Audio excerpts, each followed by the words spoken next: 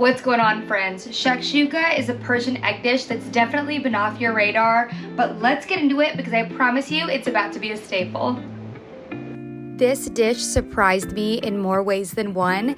It's absolutely bright and super robust and delicious, and the fact that it's a one-pot meal that's super easy to make was a definite added bonus. So everything gets started with some butter in your pan, and to that you're gonna add your shallot, garlic, and red pepper until those get nice and soft, at which point you can go in with your tomato paste, your tomatoes, and a little bit of water.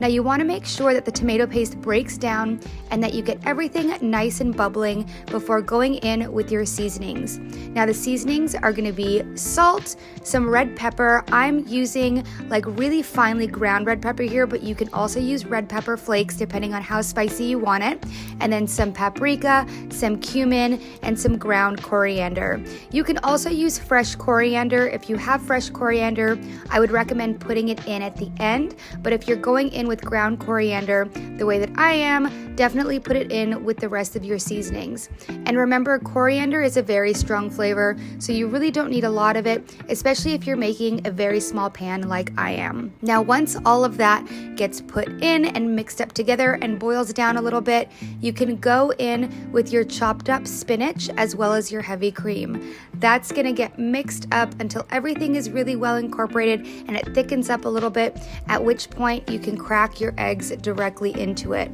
Now, depending on how big your pan is will determine how many eggs you can use in the dish. You see that I was able to use 4. You can add more if you'd like to and if you have the room, at which point we go in with some crumbly cheese. Here I'm using a feta. I think it adds an absolute great saltiness to the dish that complements it really well. And then we cover that up to cook the eggs until the whites of the eggs are fully cooked. Depending on how runny you like your eggs, you can cook it for less or more time. Take it off the stove, top it with a little bit of fresh parsley and cilantro, and then I'm going in with some cayenne for a little bit more spice. Serve this up with some pita or maybe a crostini, and you're gonna absolutely love it. If you try this dish, make sure to let me know what you think in the comments. We'll see you next time.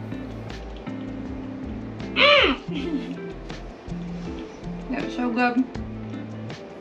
This dish is absolutely incredible. You have to try it. It's almost like an Italian pasta sauce, but it has this weird Mediterranean feel.